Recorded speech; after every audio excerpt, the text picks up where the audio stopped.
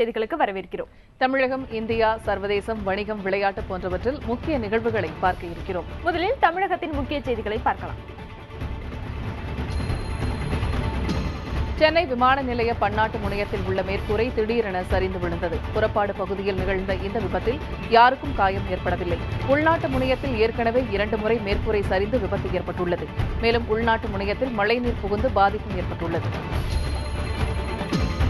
சட்டவிரோதமாக கனிம மணல் அள்ளப்பட்டது குறித்து வருவாய்த்துறை செயலாளர் ககன்தீப் சிங் பேடி தலைமையிலான சிறப்பு குழு 2ஆம் கட்ட ஆய்வை நடத்தி வருகிறது. தூத்துக்குடி மாவட்டம் பெரியதாழையில் ககன்தீப் சிங் பேடி தலைமையிலான குழுவினரும் மற்றொரு குழுவினர் விளாத்திக்குளம் அருகே உள்ள பெரியசாமிபுரம் பகுதியிலும் ஆய்வு மேற்கொண்டனர். கடந்த 12ஆம் தேதி முதல் 14ஆம் தேதி வரை முதற்கட்ட ஆய்வு நடத்தப்பட்டது. சென்னை அருகே தனியார் நிறுவனத்திற்கு சொந்தமான 3 கோடி ரூபாய் மதிப்புள்ள தங்க நகைகளை அடையாளம் தெரியாத கும்பல் கொள்ளையடித்து சென்றது.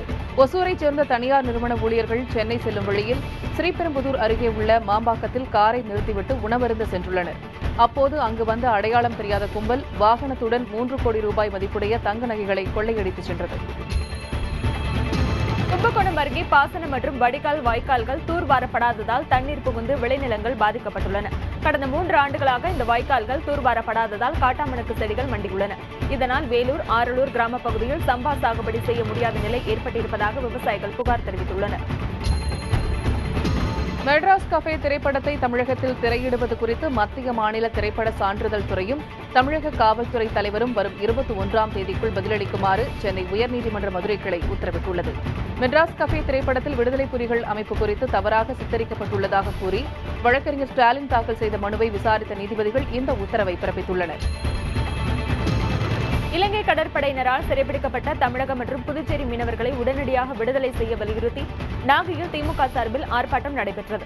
தலைமை தபால் நிலையம் முன்பு நடைபெற்ற ஆர்ப்பாட்டத்தில் 500க்கும் மேற்பட்டோர் கலந்து கொண்டு இலங்கை அரசை கண்டித்து முழக்கங்களை எழுப்பினர். ஈரோடு மாவட்டம் அந்தியூர் அருகே உள்ள மேட்டூரைச் சேர்ந்த பெரிய நாயகம் என்பவரது குடும்பத்தினர் அங்குள்ள செங்கல் சூளையில் கொத்தடிமைகளாக நடத்தப்படுவதாக மாவட்ட ஆட்சியரிடம் புகார் மனு அளித்துள்ளனர்.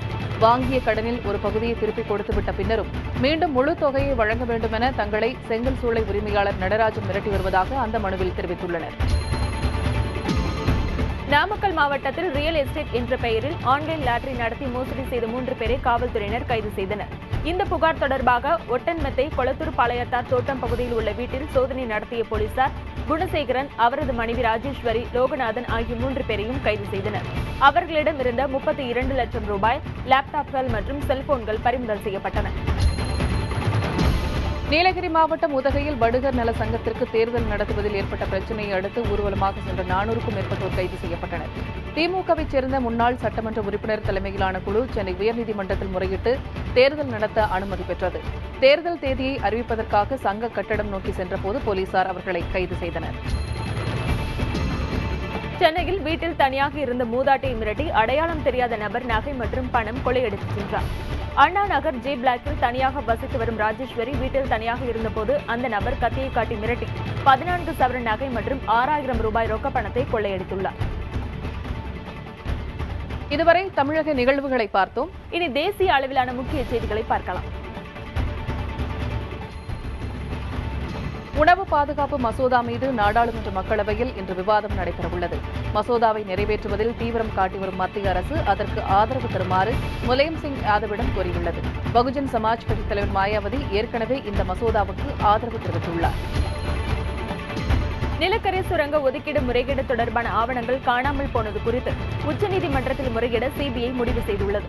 1993ஆம் ஆண்டு முதல் 2004ஆம் ஆண்டு வரையிலான சுரங்க ஒதுக்கீடுகள் குறித்த ஆவணங்கள் காணாமல் போயிருப்பது விசாரணையை பாதிக்கும் என கூறியுள்ள சிபிஐ உயர்மட்ட அதிகாரிகள் இந்த வழக்கை உச்சநீதிமன்றம் கண்காணித்து வருவதையும் சுட்டிக்காட்டினர். இலங்கையின் உள்நாட்டு பிரச்சினைகளுக்கு வெளிநாடுகள் சொல்லும் தீர்வை ஏற்க முடியாது என்று இலங்கை அதிபர் ராஜபக்சே தெரிவித்துள்ளார். உள்நாட்டு பிரச்சினைகளை அரசுடன் பேசி தீர்க்காமல் இந்தியா, அமெரிக்கா போன்ற நாடுகளுக்கு சென்று முறையிடுவதாக எதிர்க்கட்சிகளை ராஜபக்சே விமர்சித்தார். இலங்கை சிறையில் வாடும் தமிழக மீனவர்களை உடனே விடுவிக்குமாறு இலங்கை வெளியுறவு அமைச்சர் ஜி.எல். பெரிஸிடம் பிரதமர் மன்மோகன் சிங் வலியுறுத்தியுள்ளார்.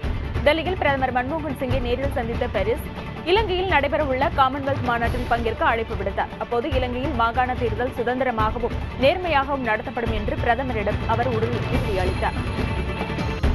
13வது சட்ட திருத்தத்தை நடைமுறைப்படுத்தாவிட்டால் இலங்கை அரசிடமிருந்து கச்சத்தீவை திரும்பப் பெறுவது குறித்து மத்திய அரசு சிந்திக்க வேண்டும் என திமுக தலைவர் கருணாநிதி வலியுறுத்தியுள்ளார்.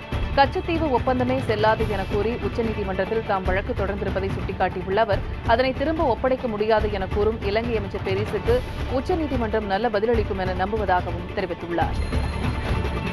எரிபொருள் கசிவு காரணமாக GSLV D5 ராக்கெட்டை விண்ணுக்கு செலுத்துவது கடைசி நேரத்தில் ரத்து செய்யப்பட்டது. விண்ணில் ஏவும் நேரத்திற்கு சற்று முன்னதாக எரிபொருள் கசிவு ஏற்பட்டதை அடுத்து ராக்கெட் ஏவும் பணி ஒத்திவைக்கப்பட்டது. பின்னர் செய்தியாளர்களை GSLV D5 ராக்கெட் விண்ணில் செலுத்தப்படும் தேதி பின்னர் அறிவிக்கப்படும் என்று சந்தித்த இஸ்ரோ தலைவர் ராதாகிருஷ்ணன் தெரிவித்துள்ளார். மும்பையில் தீ விபத்துக்குள்ளான INS சிந்து ரக்ஷக் நீர்மூழ்கி கப்பலில் இருந்து 7வது உடல் மீட்கப்பட்டுள்ளது. இதையடுத்து அந்த சடலத்தை மரபணு சோதனைக்காக JJ அரசு மருத்துவமனைக்கு மீட்புப் படையினர் அனுப்பி வைத்தனர். கப்பலில் சிக்கிய 18 பேரது உறவினர்களிடம் ரத்த மாதிரிகளை பெற்றுள்ள மருத்துவர்கள் மீட்கப்பட்ட சடலங்களுடன் அதை ஒப்பிட்டு ஆய்வு செய்து வருகின்றனர். அமிலவீச்சில் பொறியியல் பட்டதாரி வினோதினி உயிரிழந்த வழக்கில் இன்று தீர்ப்பு வழங்கப்படுகிறது. காரைக்கால் மாவட்ட நீதிமன்றத்தில் நடைபெற்று வந்த இந்த வழக்கு விசாரணை கடந்த 12ஆம் தேதி நிறைவடைந்தது. இந்த வழக்கின் இறுதி தீர்ப்பு இன்று வழங்கப்படும் என அறிவிக்கப்பட்டுள்ளது. நாடு முழுவதும் பெரும் எதிர்பார்ப்பை ஏற்படுத்தியுள்ள இந்த வழக்கின் தீர்ப்பை மகளிர் அமைப்புகள் மற்றும் சமூக ஆர்வலர்கள் எதிர்நோக்கியுள்ளனர்.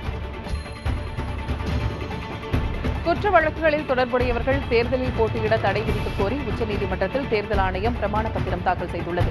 அதில் முதல் தகவல் அறிக்கை பதிவு செய்யப்பட்டவர்கள் நிரபராதி என நிரூபிக்கப்படும் வரை தேர்தலில் போட்டியிட அனுமதிக்கக்கூடாது என கேட்டுக் கொள்ளப்பட்டுள்ளது. இதுகுறித்து பதிலளிக்கும்படி மத்திய அரசுக்கு உத்தரவிடப்பட்டுள்ளது. பீகாரில் தண்டவாளத்தில் நடந்து சென்ற பக்தர்கள் மீது ரயில் மோதியதில் 37 பேர் உயிரிழந்தனர். ககாரியா மாவட்டத்தில் உள்ள தர்மாகட் ரயில் நிலையத்தில் இந்த துயர சம்பவம் நிகழ்ந்தது. இதனால் ஆத்திரமடைந்த பொதுமக்கள் விபத்துக்கு காரணமான ரயிலுக்கு தீ வைத்ததோடு அதன் ஓட்டுநரை சரமாரியாக தாக்கினர். மேலும் ஒரு ரயிலுக்கு போராட்டக்காரர்கள் தீ வைத்தனர்.